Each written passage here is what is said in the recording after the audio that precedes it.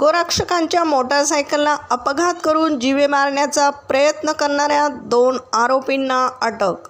स्थानिक गुन्हे शाखेची कारवाई. दिनांक 8 मार्च रोजी गायींची वाहतूक होत असल्याच्या संशयावरून फिर्यादी संकेत हराळे आणि त्यांचा मित्र सार्थक केळगंद्रे यांनी त्या टेम्पोचा पाठलाग केला, परंतु या गोरक्षकांना जीवे मारण्याचा प्रयत्न करण्यात आला आहे.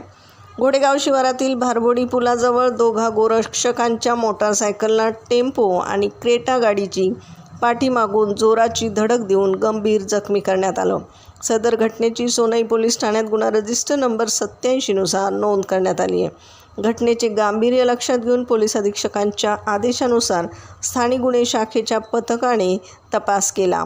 प्राप्त माहितीनुसार गजराजनगर चौक येथे सापळा रचून संशयित क्रेटा गाडी अडवून आरोपी फैजान शेख आणि आसिफ शेख यांना ताब्यात घेण्यात आले. आरोपींनी गुन्ह्याची कबुली दिली आहे.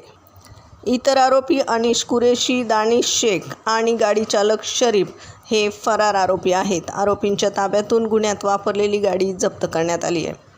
सदरची कारवाई पोलीस अधीक्षक सोमनाथ घारगे यांच्या मार्गदर्शनाखाली पोलीस निरीक्षक किरण कुमार कबाडी, शाहिद शेख, गणेश धोत्रे, सोमनाथ झांबरे, विष्णू भागवत, सतीश भवर, बाळासाहेब गुंजाळ, सागर ससाणे आणि महादेव भांड यांच्या पथकाने केली आहे.